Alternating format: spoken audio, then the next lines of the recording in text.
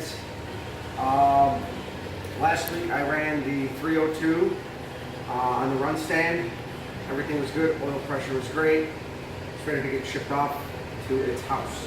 It's going to go into a 65 Mustang, which I'm going to be helping with that.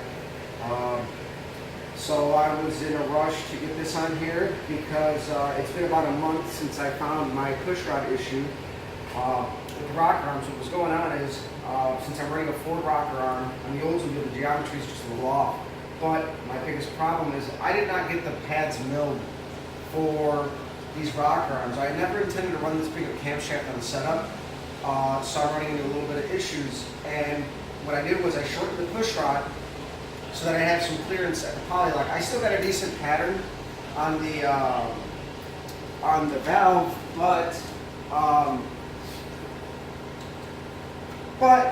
it's not ideal, but it'll work. For something like this, it'll be good. The most important thing is, when I was hitting that poly lock, I was actually pushing that stud around and I was backing off my lash, and that's what threw me off if something was up, because when I took the engine back off the stand the first time, I went to go check the lash again, even though it was cold, and they wind up to like 30,000, 35,000. It's supposed to be 22 on the intake and 24 on the exhaust valve lash.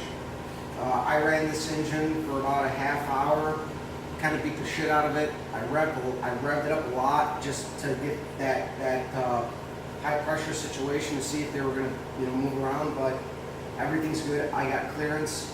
The last time I didn't pay a lot of attention to oil pressure. I was really excited to get this thing fired up. This time around I did pay attention. Oil pressure is great. It's at about 40 at idle and it ramps up real fast, and even hot it's maybe like 35. So oil pressure is pretty good. So I run it and make you guys a video about that, but I fucked up. I got a new starter. I didn't clock it right, so my headers aren't on there exactly square. I got like a massive exhaust leak. But either way, it runs good.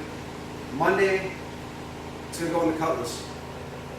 And then hopefully within a week or so, we might actually take it around the block.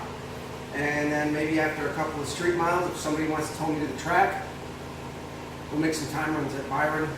We're definitely not going to make it for the BOP race, which is next weekend. But at this point, I'm happy that everything is, patience paid off, everything's figured out. I didn't rush to put it in the car. We're set to go. So in the next couple of weeks, I'll be making videos of getting this thing back up and going. Stick around, guys. Subscribe on YouTube, Copper Cutlass, and on Facebook, Copper's Garage. Thanks, guys.